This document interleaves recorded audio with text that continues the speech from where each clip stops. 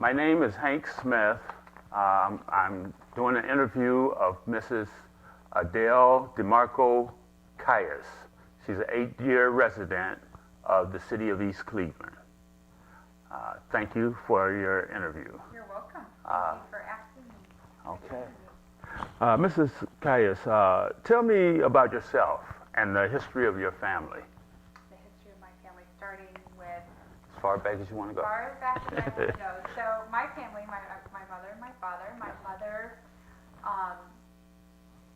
grew up in Indiana and Michigan for the most part, and my maternal grandmother actually was from the hills of Kentucky. Okay. She was the 18th of 19 children. Wow. And interestingly, she married my grandfather, who was an only child. So that was some interesting family dynamics on that Yes, side. it is.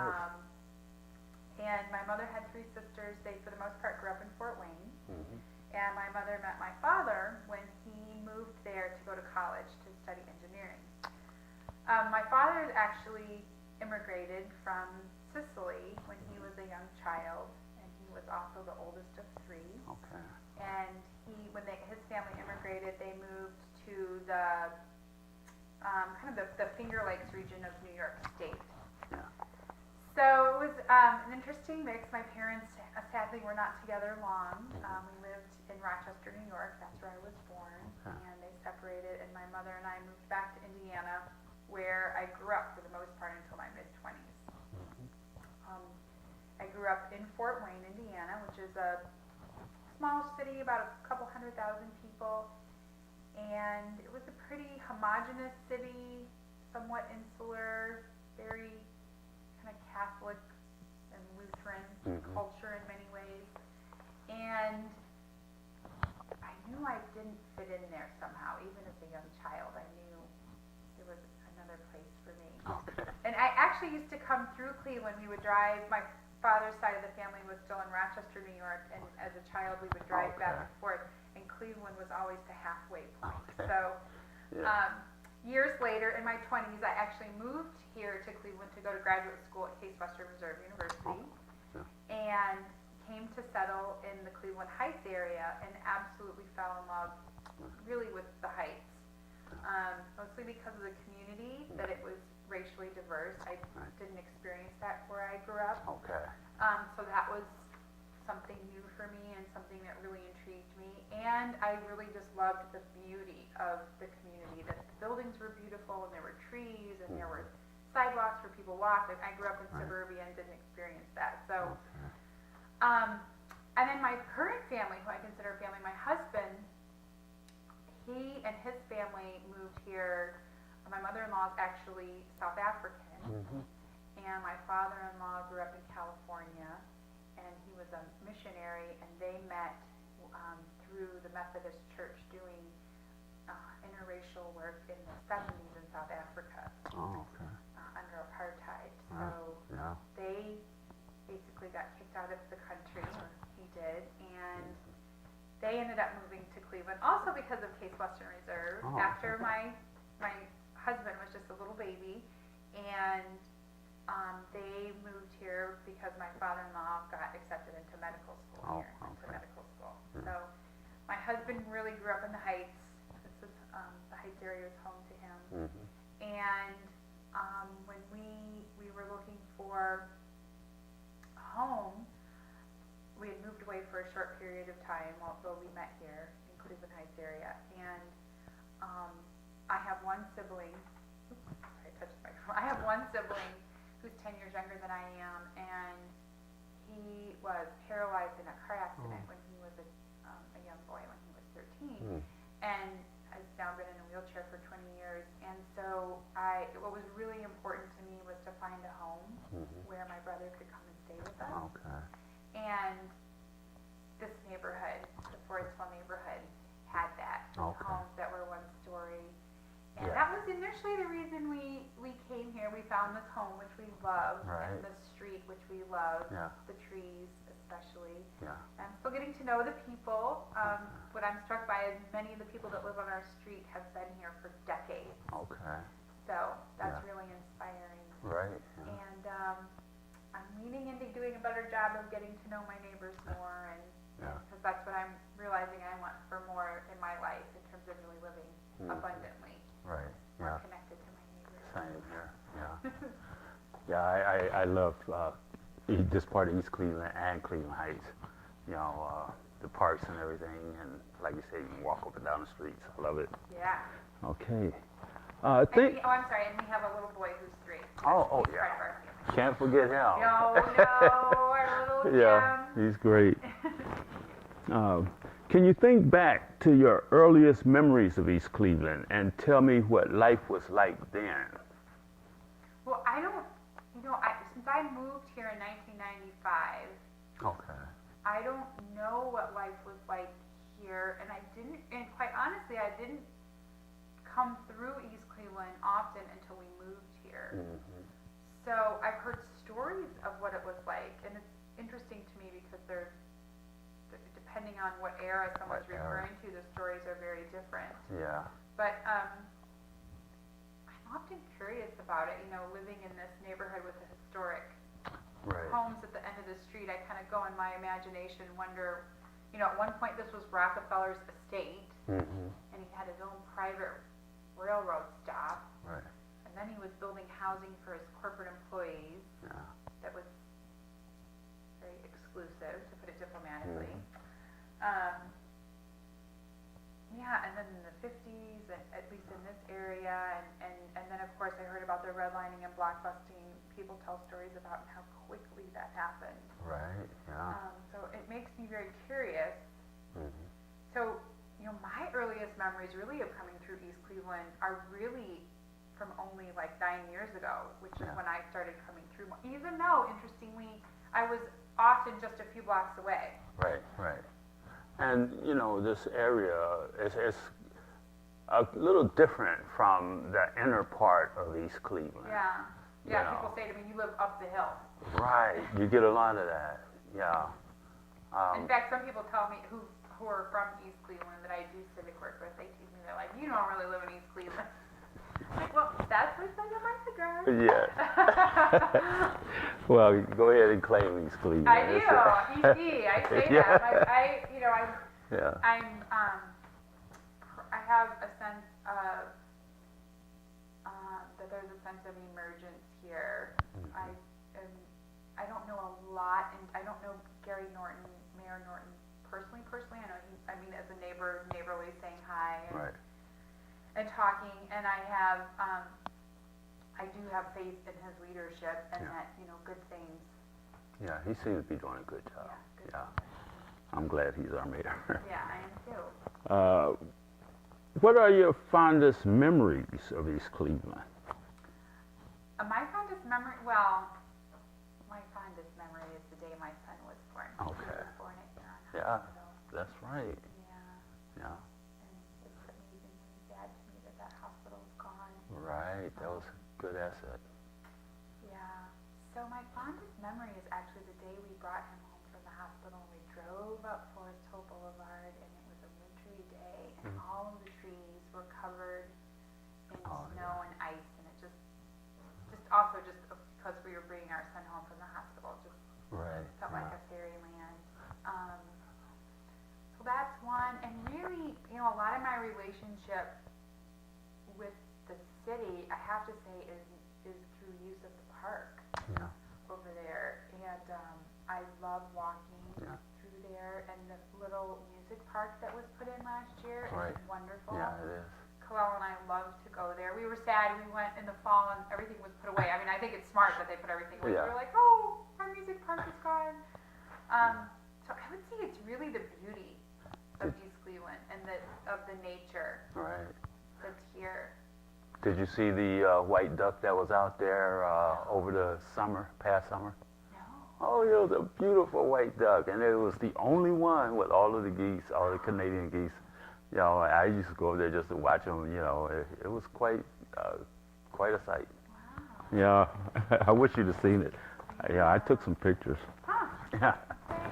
Yeah. Yeah, I'd say the trees in that park, which I always say, I bet no one knows that this amazing asset. When they think of East Cleveland. It's mostly park, isn't it? Yeah, it is. Yeah, it's beautiful over there. And especially, like you say, when the snow first hits the trees and you got that glistening, that Wonderland type thing. I love it, you know. Yeah. So I'm glad you are able to appreciate those kind of things living up here, because down in the city it's kind of difficult. I know, that makes me sad. Yeah. I think a lot about that, like how could there be more connections? How could the park be used more as a connective tissue? Right, yeah.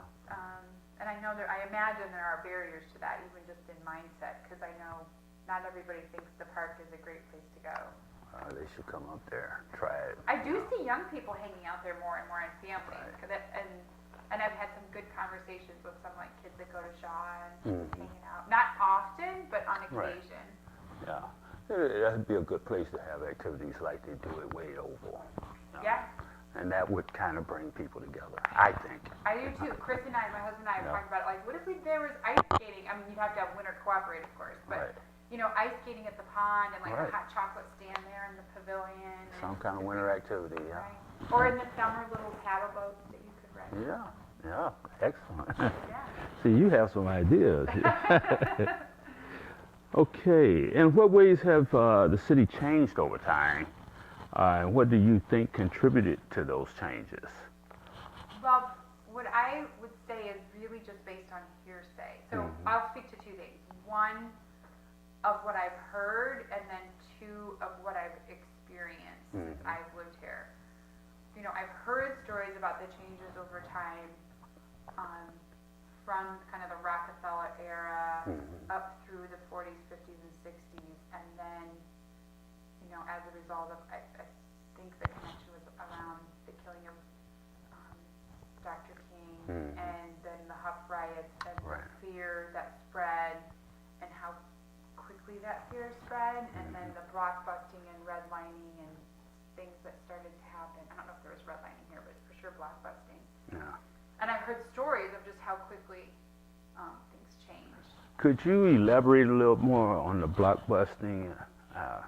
Well, the stories that I've heard is that people saying, coming up and like realtor type people coming up and knocking on people's doors, people who are white that lived in houses and saying, you know, you better sell. Okay. The neighborhood's turning. Okay, right. And I've even heard stories that there was collusion even with on the business side of that, you know, in terms of the realtor community, and I don't know, it's all so rumors and hearsay, but that people leaving quickly and then other African American families moving in because there was opportunity, beautiful housing stock, neighborhood with a great reputation. So, and from what I've heard, many people moved to Cleveland Heights.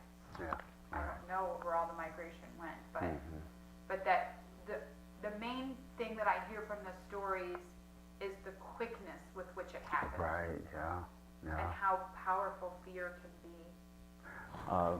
Have you noticed a lot of foreclosures in this area? We have seen some, and what's been really cool is they have all been taken care of. So there used to be a house the next block over facing Lee that was abandoned, really, and my husband mowed the lawn for a couple of years just to make sure it didn't look bad. Right. And then somebody bought it and fixed it up and moved in. So And these houses, they fill up pretty quick. yeah, I mean, such a gorgeous neighborhood. Right. And that house had a view of the pond. And Yeah. wouldn't, you know, Right. I could, Yeah. if somebody had the will and the skill to Yeah. take that project on. Yeah. And then there was another one on Forest Hill Boulevard that was vacant for a while, and somebody bought that and fixed it up and moved in. And See, that's a big difference between up here and down there, Yeah. you know, because once the houses get empty, they get basically abandoned, yeah, you know. I mean, it's a huge issue in Cleveland in general. I mean, my husband works in that area indirectly. He does deconstruction. Mhm. And, you know, sadly, he has a lot of supply because Right. Yeah. because of So he might be getting contracts from the city to do some of the demolition.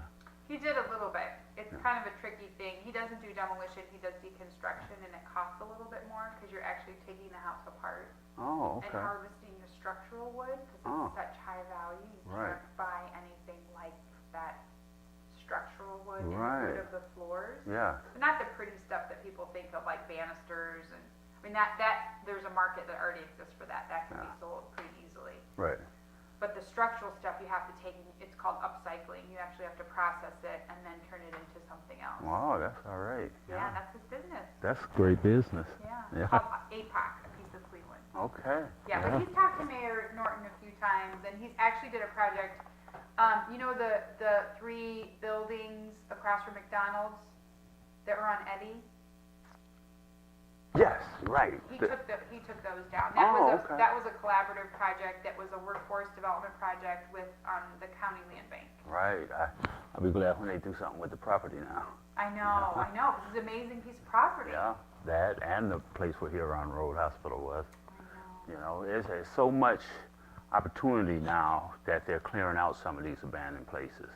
You know, so hopefully we can get a contractor in here and start doing something positive. Yeah. Yeah. Yeah. Well, and then the other change I have seen is along Euclid. You know, those new apartments that went Right. up, and Yeah. And that's great.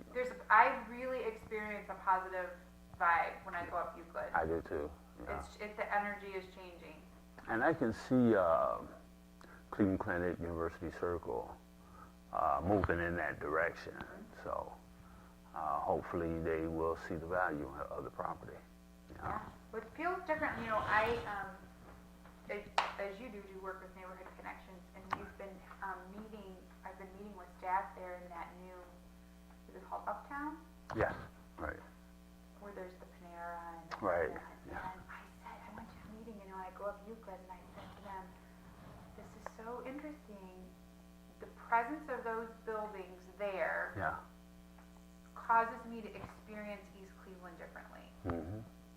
I feel like there's more connection. Yeah, It right. doesn't, you know how it used to just feel like, you almost drove through like this void when you would go from East Cleveland into, there was this couple block, you know, right before the train bridge and right Right. after the train bridge. Yeah.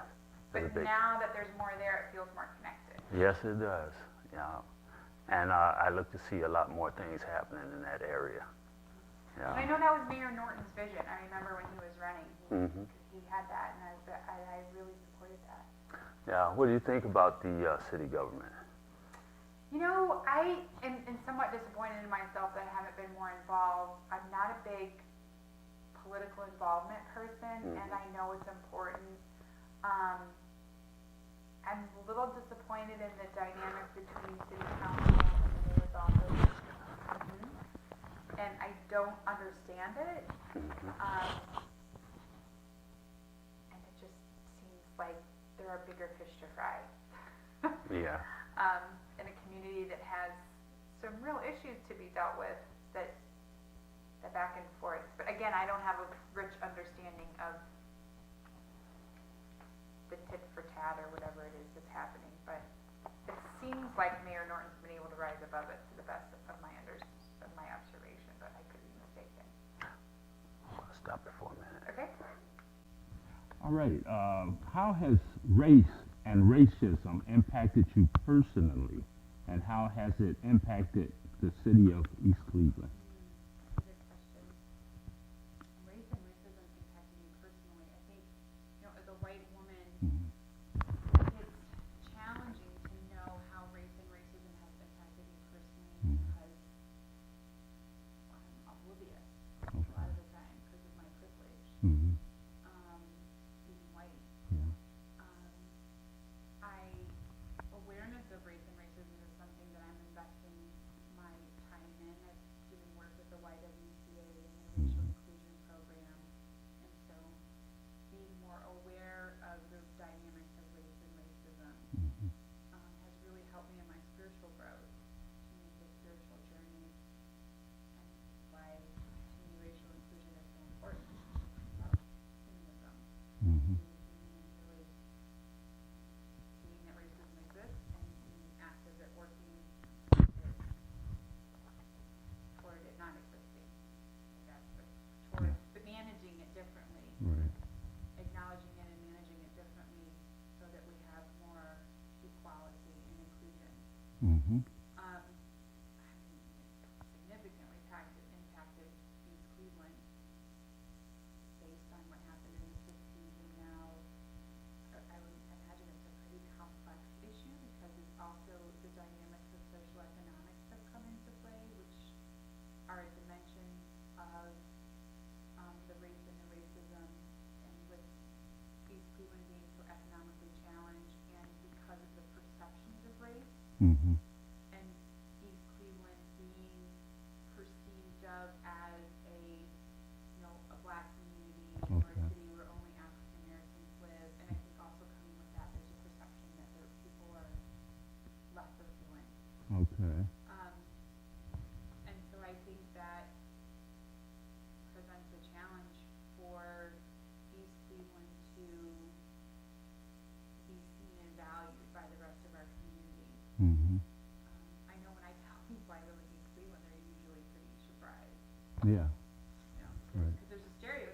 from Exactly. who lives there. Yeah. So I Yeah. actually like telling people that just to jar them a little bit, just to see their response. That's good. Yeah, it's fun. Yeah. My husband and I get a kick out of that. Yeah. Yeah, I mean, so I don't think that, this might sound kind of edgy, but I think that one has to talk about race and racism in order to talk about the future of East Cleveland Right. and the dynamics of East Cleveland. Yeah. I mean, it's like avoiding the elephant in the room Yeah. if you're not talking about it. Mm-hmm. And why, you know, even with what like borders, like, you know, being somebody that's very passionate also about Cleveland Heights, I remember right before this was before we even moved here, interestingly, I realized that it was in Cleveland Heights' best interest to be concerned about what's happening in East Cleveland. Mm-hmm. And it was anybody who borders, you know, you can't just pretend, you can't turn your back to who borders you. You've got Right. to really be, to the best that you can, Mm-hmm. involved and interested, you know, which is kind of takes it to a higher level of regionalism. But Mm-hmm. But this area, say Henley Avenue, Henley Road, is it somewhat diverse? Racially diverse? Yes. It's a good question. I mean, there are probably, of the 3 blocks that I know of, maybe 4 or 5 of the houses live in the city, and that's maybe a stretch.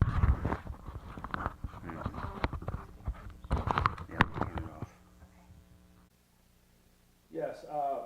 Has inequality impacted you personally? Well, Inequality. inequality, and do you see it how it has impacted the city of East Cleveland? Sure. Well, racial inequality, I mean, I feel like it impacts me, but not in the same way if I was a person of color, but it impacts me because, you know, we're all connected. So when someone else suffers, we all are suffering, whether or not we're aware of it.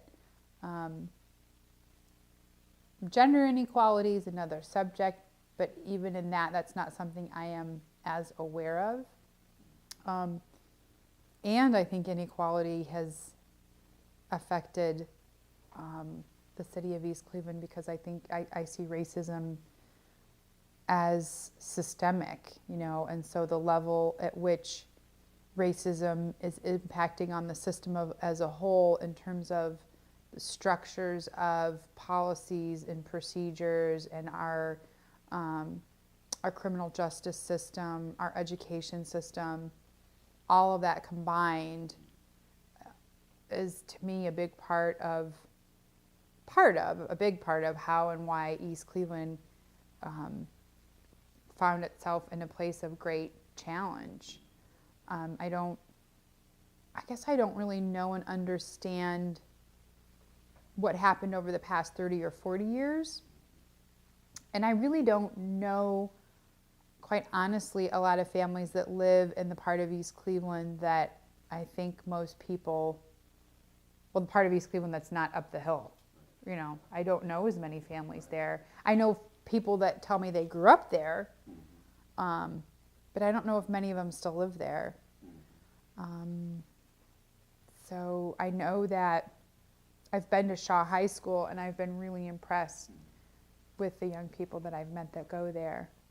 So, in fact, in some ways, I know I actually have worked with kids that lived in the city of Cleveland that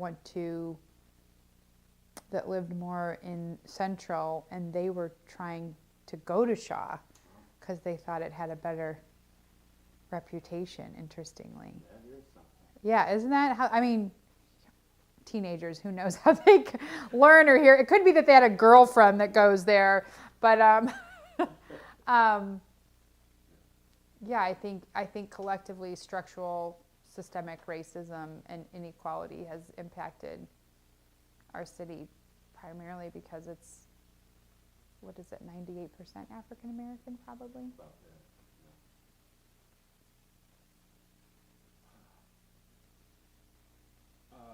Can you recollect a memory or instance when the community fought for something since you've been here? Sure. There's a couple of things that people have fought for. I remember when the most active I saw people on the street was to get rid of those speed cameras. That really brought people out. I am not a fan of this. Personally, I don't like getting tickets from the speed cameras, and I think they're actually smart government because they generate revenue, and even though I'm not good at, I just don't drive down the streets that have them because I know I'm not good at following this. I just don't even realize it, and I get a ticket. So that, and then my father-in-law, Dr. Gus Kious, was very much involved with really wanting to save Huron Hospital, and so I was more on the fringes of that, and that was really heartbreaking. Yeah, that was a big fight. That was a big fight, yeah, and he used every strategy he knew how, from calling people in Washington to, and yeah, it's just still amazing to me to drive down the hill and it's gone. So he was more on the side of trying to save it. Oh yeah, that was a personal fight. It was like David and Goliath, inside. Right. And I'm not throwing the camera. He knew about it for a long. Yeah. He was working on it for a long time. Trying to save it. Mm-hmm. That's excellent. That's good to know. Yeah, it's still hard for him, I think, because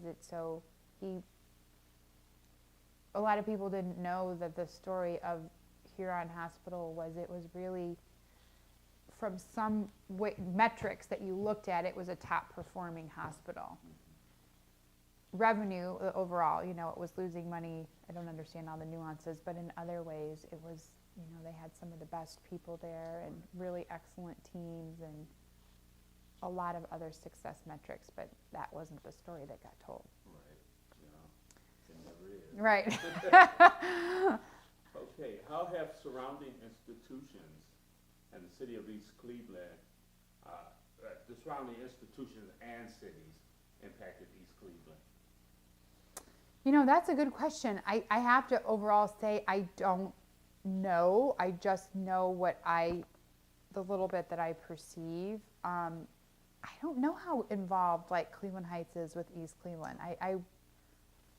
Like I said earlier, I would like for them to be involved, and I think they would be smart if they actually saw that it's in their best interest to see that East Cleveland does well. I do know what I've heard about University Circle, and University Circle being more intentional about feeling connected to East Cleveland is powerful. And really even the Cleveland Foundation with its Neighborhood Connections program, and in the recent years, Neighborhood Connections including East Cleveland in their grant making. Yeah. So that was something really positive. And I'm trying to think of other institutions.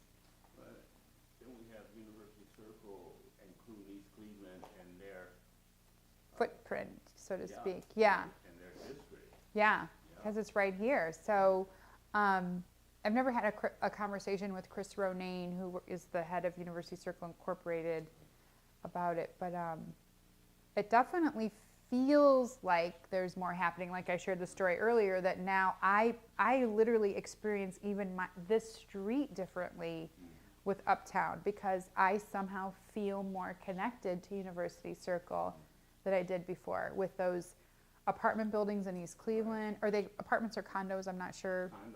Condos. And then the new retail development coming closer to the train bridge, and there are things happening. It's positive energy. It sure is. Mm-hmm. Do you ever use the East Cleveland Public Library? I've only been there for a few performances. Okay. It's I'm glad you're saying that, because we moved from Cleveland Heights, and I had a universal card. I just am in the habit of going to the Heights Library, but I'm glad you're mentioning that, because this one's actually closer. And I know there's a lot of pride in the library. Yeah, it is. I think East Cleveland residents are glad that we were able to keep it outside the county. You know, what do you think of that? Do you think it would have been a smarter move to go with the county or to be independent? That is a real struggle for me because I actually know the woman, Sherry Feldman, who's the head of the county system, and it's an amazing, high quality system. Right. It's one of the best in the world. Yeah, it is. And I've done a lot of work around kind of economics of nonprofit organizations and more of them merging and collaborating. So from that perspective, I think it would make sense to merge. And the other part of me just sees that it is an incredible source of civic pride for East Cleveland. So, I mean, I think it would be ideal if there could be some happy medium. I've never seen a fiscal analysis of our city budget to see how much the library costs us, you know, and what, you know, to see the breakdown. But, you know, if there were some savings, but it's not always about money. You know, that's a short I think that answer. civic pride had a lot to do with why it's still, Yeah. why it's still here. Yeah. And I can understand that too, you know, but then again, I look at the fact that economically, is it feasible? Yeah, over time. I mean, sometimes I wonder, is East Cleveland economically feasible over time? I mean, and that, I mean that for Cleveland, East Cleveland in general, but just like our region, is it feasible for all of our municipalities to exist independently? That's been a big conversation for the past 10 years, and it's one we're going to have to continue to confront, because the trend across the country is municipalities are financially struggling. I get a lot of talk, a lot of people were talking about Cleveland up south and absorbing East Cleveland, also Cleveland Heights. You know, do you think that's a viable idea? I mean, I can see how it's an idea. I can see how people say that. And my husband and I have joked, we're like, maybe we'll end up moving cities without leaving our house. I don't know. I mean, it's funny because I had more of a sense of that a year ago, but this year I don't have as much of a sense of that, just with more positive things happening. But, or I should say, and cities are still struggling financially. I'm not completely clear on where East Cleveland's situation is. And I go back and forth. I mean, part of me thinks it would be good to be absorbed by Cleveland Heights. The two biggest issues to me are the school, because I think there's so much pride in that in our school district as well. And it would be sad for me to see it get absorbed by a huge district like CMSD. And then Cleveland Heights, oops, I'll turn that off. I don't know. And then sometimes I think they'll divide it in half, you know, and I'm like, that doesn't feel right. You mean like as far as Cleveland Heights taking the upper part? Yeah. You know, Just like exacerbating the dynamic that's already here. Yeah, that would be bad. But I have to tell you, some of my neighbors would love for that to happen, which kind of surprised me. I was like, really? You know, my neighbor across the street was like, I would love it if Cleveland Heights took over our neighborhood. Well, I wonder what that would cost due to a person's tax rate. It's not really that much different. It's not? No. Oh. We looked into it. We thought it was going to be a lot less expensive to live here, but it's tiny difference. So, what is your vision for the future of East Cleveland? And tell me about the major issues that need addressing in order to better your neighborhood, the community, and the city. Well, I have a vision for East Cleveland. It sounds maybe pretty crazy radical, but I really believe that our park is an asset not only to our city but actually to the region, because there's a greenway that connects, and I really believe that a huge advantage of Cleveland in general and East Cleveland in particular is this combination to have an urban experience surrounded by nature. It's a very rare combination, at least in America. And so there's part of me, because there's so much vacant land in East Cleveland, I think there could be to do something really kind of more cutting edge and interesting, like something that, like I have the ideas of even doing like co-housing or some type of community development that would involve people growing their own food and even having some alternative healing arts there, and people living more intergenerationally and having maybe some space where people can come together for shared meals. There are models of this around the world and around the country that people talk about, and I just have this feeling that East Cleveland, because there's so much land available and because it's so close to the park, could be something there. But that's just one idea, and I know that's my idea, and I'm like, I don't even know if anybody else would be interested in that. So I think that also just finding more ways to leverage the fact that we have that green space creatively, whether it's having more educational opportunities or more kind of classrooms in the park, hikes and tours. It's like, it's a forest, literally. I think the other thing is really the strategy. What was the second part of that class? Strategies for us to get there? The question? Major issues that need addressing in order to improve the community. Right. I think there are the more well-known major issues that I imagine are like issues around employment and safety. Right. I think the other major issue is people, which Neighborhood Connections is addressing, it's just people knowing their neighbors and getting involved. Right. And really having a belief and a sense of effectiveness, like really believing that you can get involved and you will make a difference. And in fact, that's really the best way to make a difference, is you have to get involved in some way. And I hold that even myself in that category, because I'm very involved in community in different dimensions, but I have not been as involved in East Cleveland, and that kind of looms over me. I mean, I'm a trustee in our neighborhood association. I haven't been as active as I would like to be in that. So I look in the mirror in regard to that, as even myself becoming more engaged and active with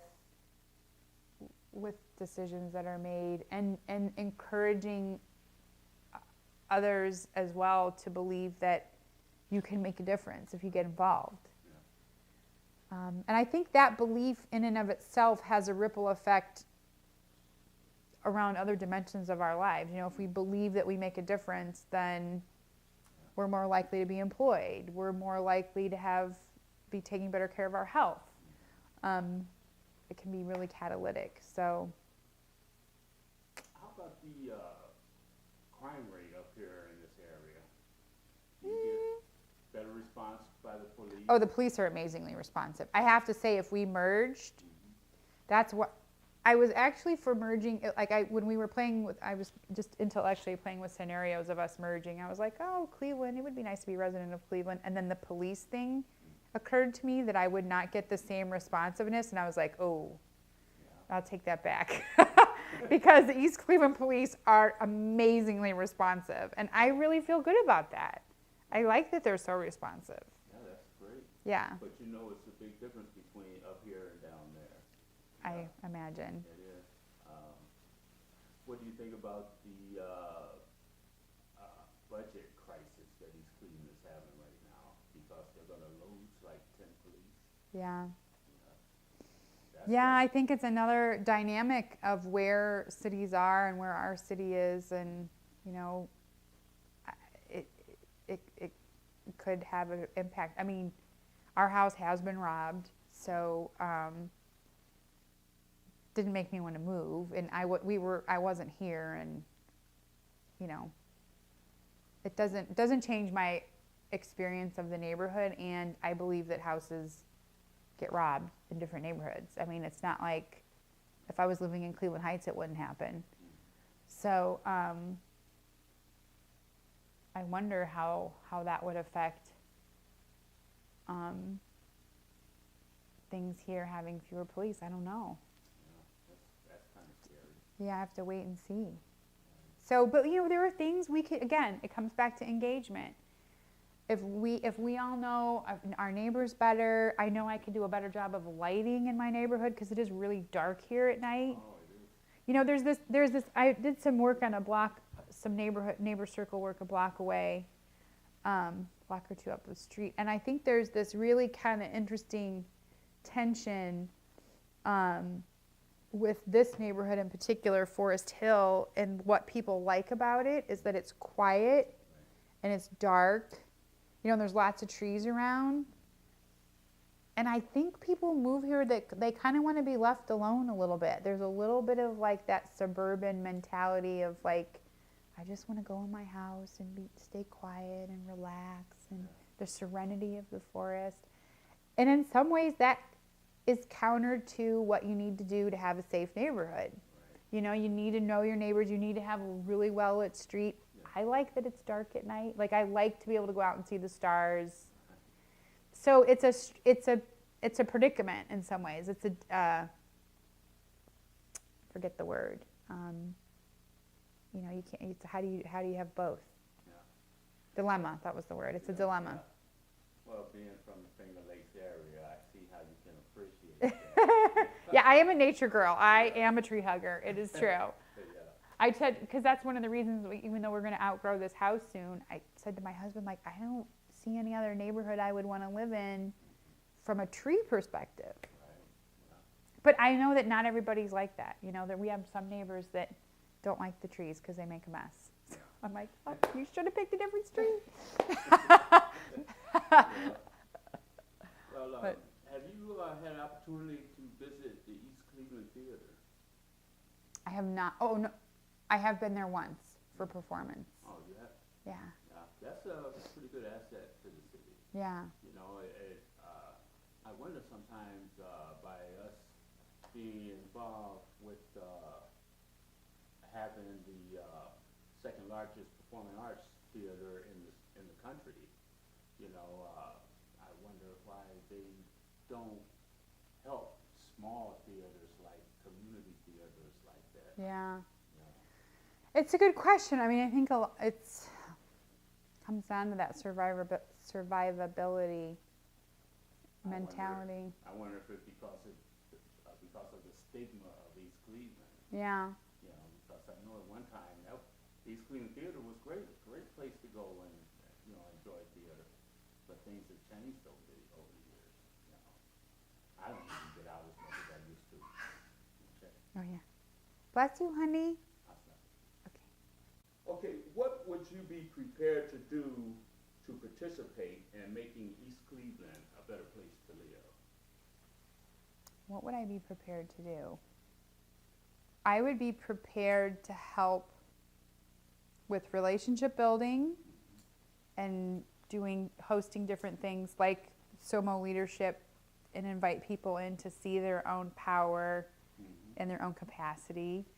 I'd be willing to get involved to help with physical work, like anything in the park that would involve community effort or any kind of green space work. And these are all things that I can imagine. I'd be willing to help with the schools. I'd be willing to help host things in our living room, you know, if need be. So as I know, you're quite involved in community activities. Could you tell me a little bit about SOMO? Sure. So, sorry. SOMO, which is SOMO, is a word that we made up. It's short for social emotional leadership. It's SOMO leadership. And SOMO leadership is the movement is about bringing the, excuse me one moment, please, can you please draw on this, honey? Thank you. The movement is about bringing the science of success, happiness, and well-being to Greater Cleveland. And much of what it's about is that when I personally realize how much power I have in my own well-being, and I start doing the activities and the practices to attend to my own well-being, then I really automatically I'm influencing people around me. So the vision for SOMO is that as SOMO attracts and engages and equips people who are already leaders in their own life and gives people the tools, then they'll be likely to share those tools with others, and therefore the whole boat rises. But it's essentially about well-being and equipping people to attend to their own well-being, especially the mind, and how much our mind and our thinking and our beliefs affect the whole of our lives, and realizing that we have the power That would to be a influence good us. program to be executed in these schools. I absolutely agree. Yeah, and we actually have a funding partner, so we could do some interesting strategies there. Yeah. Well, thank you, Ms. DiMarco Kious. You're welcome. That's a mouthful. I know. Thank you for Okay. hanging with it. We really appreciate your interview, and thank you again. You're welcome. Thank you for inviting me. It was a pleasure, Hank. Thank you.